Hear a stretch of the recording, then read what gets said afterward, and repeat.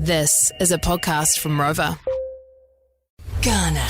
Right. I want to talk about what I regard as...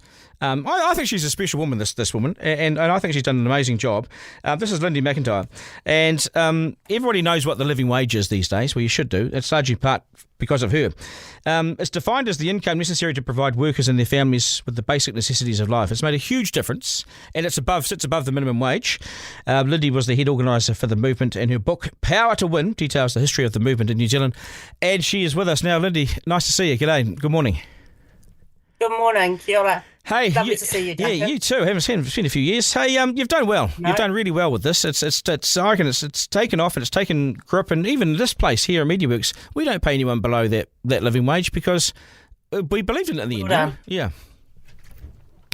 Well done. Yeah, it has taken off, and it's true. 12 years ago, nobody talked about the living wage as a concept, and now it's part of our language. Yeah. Everyone knows what the living wage is now. I think I was at the opening of that. I think when you launched that, I'm pretty sure I was there. And yeah, there was a bit of reaction. Business tried to ignore it. Business tried to say, no, this doesn't exist. These people don't exist. No, we don't want to know about them. But slowly and surely, people signed up. How many companies are on the books now? Well, on the books, that is fully accredited, signed up, and kind of paying a fee to be acknowledged publicly as a living wage employer. There's a bit under 400 employers. But I just want to break that down a bit because I'm so interested in the discussion that you're having this morning, especially targeting the big banks. And you're quite right in what you've been saying. You know, with all that money pouring offshore, it's just it's wrong. The mega profits that our banks are making. But all the banks now, it took a long time, but all the banks, the whole banking sector in New Zealand are accredited living wage employers, every one of them. Well, that's a good thing. What that means, you might think, oh, well, chief executives and banks don't need the living wage. We're actually talking about the contracted cleaners who are cleaning overnight, cleaning branches, where there are any, cleaning head offices. We're talking about the security guards picking up money, that dangerous job. We're talking about hospitality workers in cafes. So the pressure and the visibility of the living wage concept and campaign and the people power behind that has put pressure on the banks not to do everything we want them to do, but to deliver it in that one respect, to become living wage employers. And that's been one of the big achievements. It's changed the life of tens of thousands of workers who are employed largely by contractors within our banking yeah, that's services. crucial. No, it's really crucial, and well done. Congratulations, and good on you for that too, because it has, and as I say, it's lifted the rates of pay here. But this company I know a few years ago decided, we can't have people sitting on 40 grand anymore. We've got to push them up to at least the living wage. So, and I mean, as soon as it happened, I thought of you. I thought, oh, good on you, Lyndy. But in saying that though, the banks are still taking $10 billion out of New Zealand. You can't be that much of a champion for that.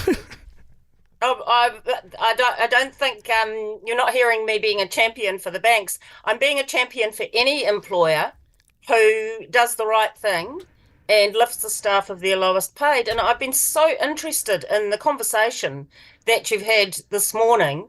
First with the guy talking about the whole electricity kind of service of getting advice, and then the financial advisor.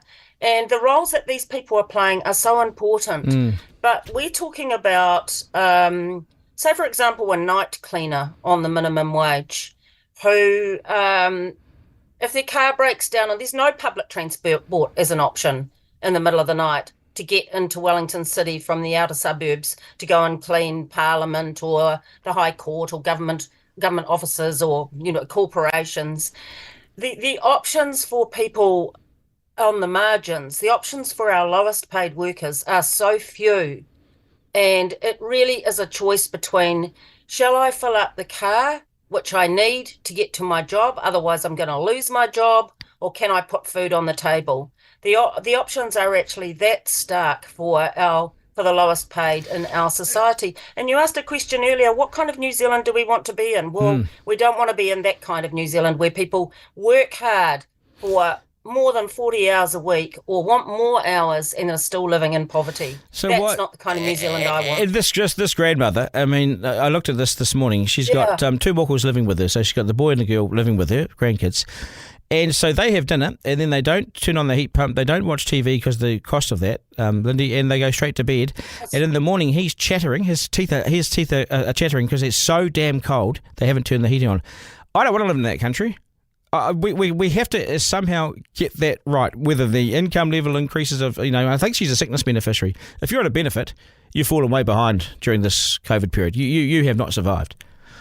It's appalling, and thank you for sharing that story this morning. And it really puts in stark relief what we need to change in New Zealand. And you're quite right in your earlier comments. The tax cuts are completely irrelevant. Mm-hmm. The tax cuts they're not even in this conversation. These are people that aren't touched by those so-called tax cuts. $2, Where Lyndy. The tax cuts have gone is to, for example, landlords. Yeah, but $2. If you're on 35K, and a lot of people are, because there's 575,000 New Zealanders, I looked at that this morning, that are on part-time work. They want more hours, but they're on part-time work. You've seen this all your life.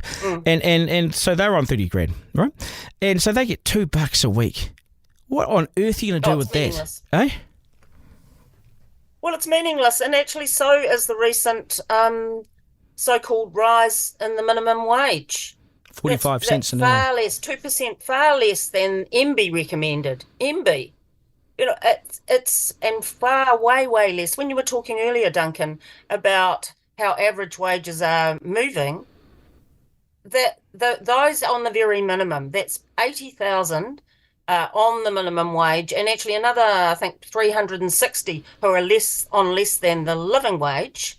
That's a huge chunk of our society for who haven't been affected at all by either the tax cuts or the very mean-minded paltry increase. Well, you could barely call it an increase in the minimum wage. So we really do have our work cut out. Yeah, you do. And if you look at participation, take out the unemployment number is almost irrelevant. Look at the participation rate. I think it's about 70%. So you've got a third of the country either wanting more hours or unemployed.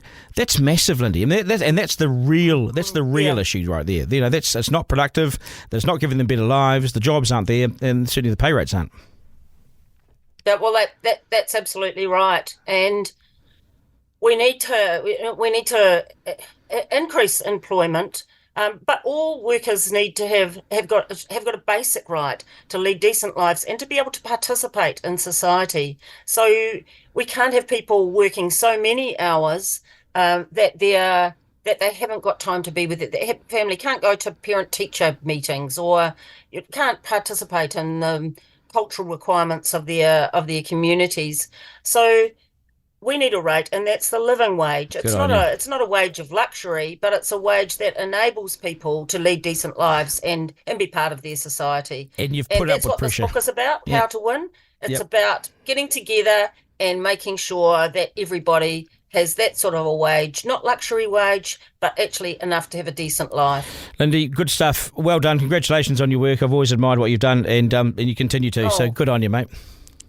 Oh, thank you. Okay. Thanks for having me on the program. You're very really welcome. Enjoyed it. Okay, take care. Cheers, Lyndy. Tell her.